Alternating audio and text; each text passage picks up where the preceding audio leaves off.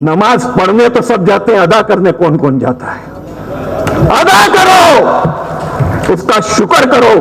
गुरबानी कहती है कि जितना उसका शुक्र करोगे उतना वो देने पे आएगा। हिंदुस्तान के जो 4 पिलर हैं वो हिंदू, मुस्लिम, सिख, ईसाई हैं। मैं अक्सर कहता हूं कि भारत मां के 4 सिपाही हिंदू, मुस्लिम, सिख, ईसाई। कहना है कि जिसने बाप को बाप नहीं कहा वो पड़ोसी को चाचा कभी नहीं बोलेगा। पहले अपने दीन के पक्के बनो, दूसरों के ऊपर उंगली तब उठाना। पहले खुद के पक्के बनो, पहले माँ बाप को माँ बाप का दर्जा दो, फिर पड़ोसी को चाचा बोलोगे आप। किसी भी मजहब का खून काला नहीं है, सभी का लाल है। अरे उस बनाने वाले ने जब फर्क नहीं किया तो ये दुनिया के चंद इब्लिस क्या कर लेंगे? कुछ नहीं कर सकते अगर हम अपने ईमान पे मजबूत हैं तो। किसी को मस्जिद में ईमान ना मिला, किसी को गीता में ज्ञान न मिला, किसी को कुरान में ईमान न मिला, किसी को गीता में ज्ञान न मिला, उस बंदे को आसमान में क्या रब मिलेगा? उस बंदे को आसमान में क्या रब मिलेगा जिसे इंसान में इंसान न मिला? कि जब तक बिके न थे तो कोई पूछता न था, जब तक बिके न थे तो कोई पूछता न था, तुमने खरीद कर अनमोल कर दिया। आप सभी को मिलादुन नबी की दिल की गहराइयों से मुबारकबाद।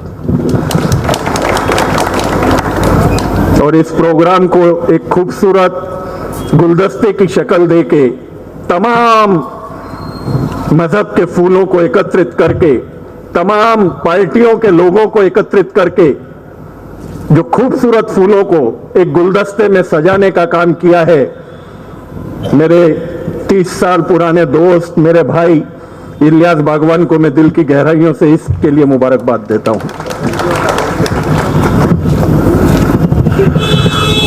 आज इस देश के जो हालात हैं आपसे छुपे हुए नहीं हैं। मोहम्मद साहब की जो ईमान की जो दौलत है वो सारे मुसलमान हैं, जो कि उन्होंने इस दुनिया में कायम किया। आज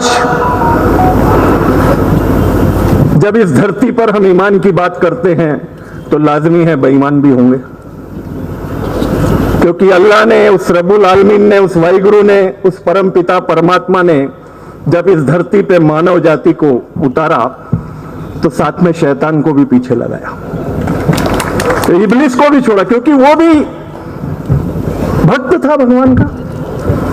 उसको भी खुला छोड़ दिया, तू भरमा, तेरे जो कर्म करने कर, मेरे ईमान वाले कभी भटकेंगे नहीं। गुरबानी में, क्योंकि आज का जो दिन है वो हमारे आपस के भाईचारे को बढ़ाने का, आपस का सामंजस्य बढ़ाने का दिन है, एक दूसरे को समझने का दिन है। अगर मैं इस्लाम को दिल से समझता हूं तो मेरी कोशिश होनी चाहिए कि आप भी सिखिज्म को उतने ईमान से समझें,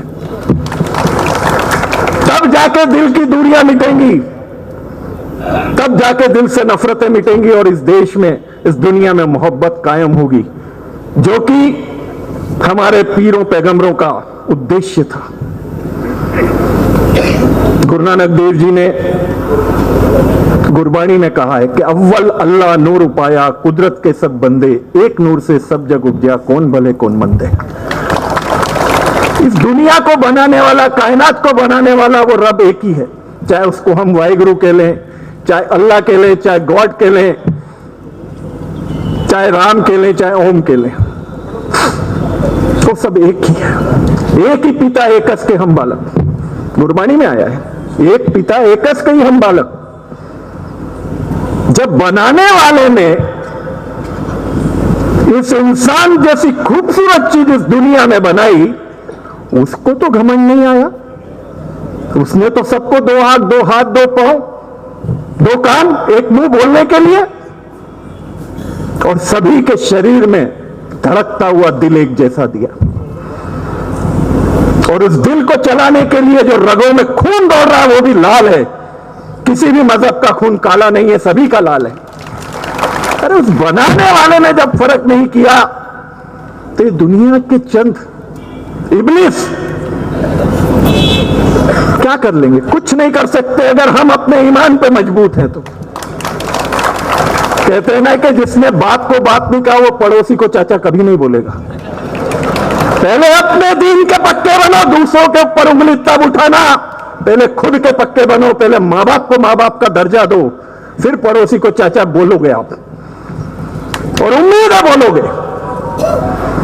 कहते हैं ना कि किसी को मस्जिद में ईमान न मिला, माफ करना अगर कुछ गलती हो तो, बुजुर्ग बैठे हैं, कि किसी को मस्जिद में ईमान न मिला, किसी को गीता में ज्ञान न मिला, किसी को मस्जिद में ईमान न मिला, किसी को कुरान में ईमान न मिला, किसी को गीता में ज्ञान न मिला, उस बंदे को आसमान में क्या रब मिलेगा? उस बंदे को आसमान में क्या रब मिलेगा जिसे इंसान में इंसान न मिला? अरे हम मुसलमान सिख तो बाद में हैं, पहले तो इंसान है। एक बहुत बड़े शायर ने भी गीत लिखा था कि ना मैं हिंदू बनूंगा ना मुसलमान बनूंगा, इंसान की औलाद हूं, इंसान बनूंगा।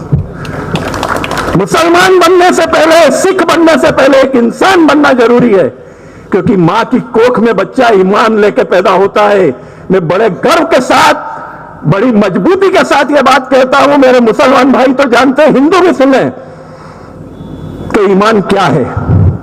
बच्चा जब मां की कोख में होता है, ये एकता का सबसे बड़ा परिचय, सबसे बड़ा उदाहरण उस वाहिगुरु अकाल पुरख परमपिता परमात्मा अल्लाह ने दिया है। उसको समझने की जरूरत है कि जब बच्चा मां की कोख में होता है तो मीम की शक्ल में होता है। कभी भी देख लेना, मां के पेट में बच्चा यूं आकृति लेता है, वो मीम की शक्ल होती है। चाहे वो इंसान का हो चाहे किसी का भी हो, बच्चे को जब इस दुनिया में लाया गया, इंसान की जब उत्पत्ति की गई, तो मीन की शक्ल, दैट मीन्स ईमान की शक्ल में पैदा किया गया। ये हमने उसको जातियों में बांट दिया, किसी को हिंदू बना दिया, किसी को मुसलमान बना दिया, किसी को सिख बना दिया, किसी को काफिर बोल दिया, किसी क्या बोल दिया। ये सिर्फ राजनीतिक गोटियां सेकने के लिए हमारा इस्तेमाल होता है। ये ऐसे मंच, ये ऐसी सभाएं, ये बहुत जरूरी है आज के माहौल में, इस देश के माहौल को सुधारने के लिए। मैं अपनी पार्टी की नुमाइंदगी न करते हुए, मैं एक रिलीजियस की नुमाइंदगी करते हुए, एक इंसानियत की नुमाइंदगी करते हुए बात कह रहा हूं।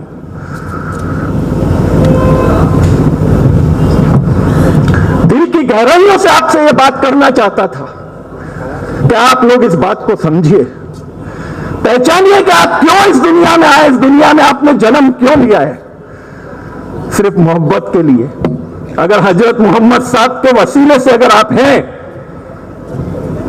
उस ओम शक्ति सर्वशक्तिमान परमपिता परमात्मा के वसीले से आप हैं, उस अकाल पुरख वाहिगुरु के वसीले से आप हैं, उस जीसस के वसीले से अगर आप हैं,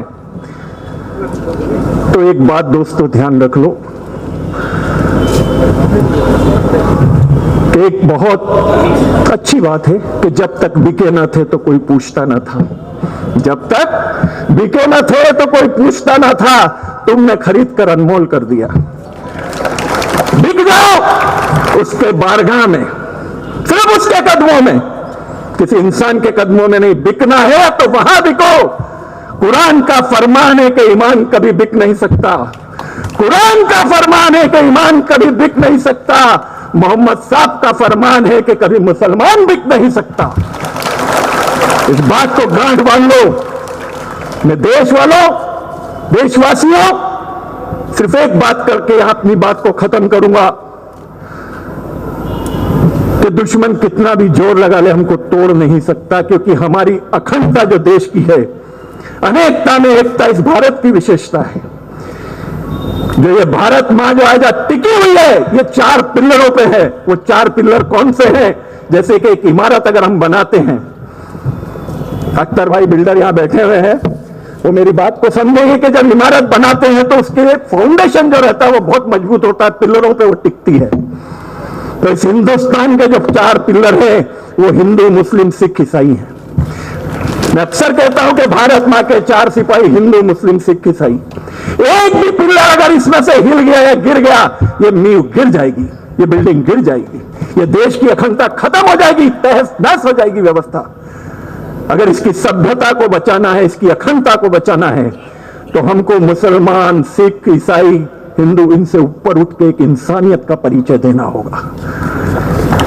जब हम इंसानियत का परिचय देंगे, एक दूसरे को समझेंगे, एक दूसरे से मोहब्बत करेंगे, यह नहीं कि खाली बातूनी तौर पे आज अपने घर में जाओ तो रात को मेरी बातों पे ही एक बार विचार करना, चाहे वो हिंदू भाई हो, चाहे मुस्लिम हो, चाहे सिख हो, चाहे ईसाई हो, कि क्या हम सही मायने में इंसान हैं? कहलाने के हकदार तो हैं, लेकिन बने क्या? नमाज पढ़ने तो सब जाते हैं, अदा करने कौन कौन जाता है? अदा करो, उसका शुक्र करो। गुरबानी कहती है कि जितना उसका शुक्र करोगे उतना वो देने पे आएगा, क्योंकि वो देने बैठा है, लेने वालों में ही कमी है। मोहब्बत बांटो, प्यार बांटो, नफरतों को मिटा दो।